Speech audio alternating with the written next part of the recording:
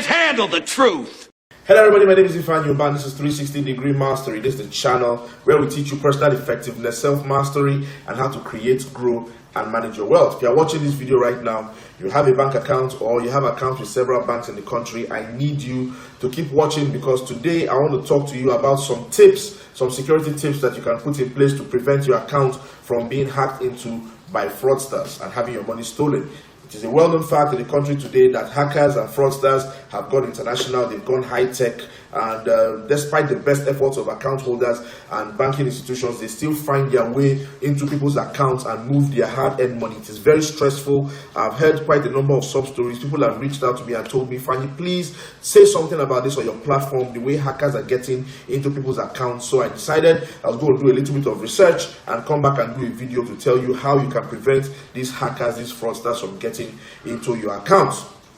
Now, I'm not going to tell you something as blasé as don't give your PIN number to anybody, or don't give anybody your ATM card to withdraw money for you. I'm not going to tell you that, because your bank tells you that every single day. What I am going to tell you is I'm going to give you some tips, a little bit technical. You might know them, but you might be careless right now. You might not be using them, or you might not know them. Either way, I need you to keep watching. Tip number one is password your devices. Password your devices, and by extension your social media accounts. Put a password on your phone, on your laptop, on your tablet, on your PC, and if you can do a two-step authentication, please go ahead and do a two-step authentication. It is very, very important. Put a password on your devices and also on your social media accounts, your Facebook, your Instagram, your Twitter. Please and please put passwords on these, because these hackers, what they do is, if they can get into your social media, they begin to mine for information that they can use to get into your bank accounts, or they can use to open an account in your name and begin to defraud somebody else. And then when they get caught, you are the one who's going to get into trouble. So please and please put passwords on your devices and on your social media accounts. Tip number two, don't write down your passwords if you can afford not to. Don't write down your password. It's very, very important. Don't write down, don't save your password in your phone as password, or save your PIN in your phone as PIN. In fact, if you can afford not to save your account number in your phone under your name, then please do not do that. It is very, very important, because these hackers, all they need to do is to get a hold of your device, and they will begin to check through that device, and whatever information they get regarding to your banking details, they will use that against you. So tip number two, very, very important: do not save your passwords on your device. Do not save your PIN numbers on your device. Tip number three is, do not log in to a public network and carry out banking transactions.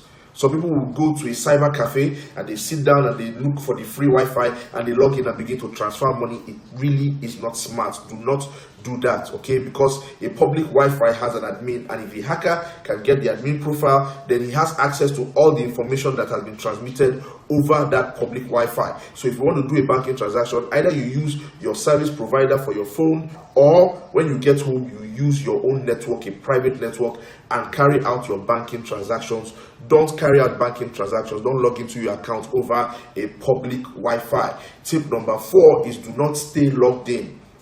When you carry out a banking transaction on your phone, on your own device, log out. All right, when you finish transferring money, or you finish doing whatever banking transaction on your device, log out. Don't stay logged in, because if you stay logged in, somebody might stumble on that device and they will just continue from where you left off and continue to carry out banking transactions, or begin to alter your password and your login details, and from there they can defraud you and move money from your account. So do not stay logged in when you have done a banking transaction. All right, tip number five is, do not do transactions on a shared system.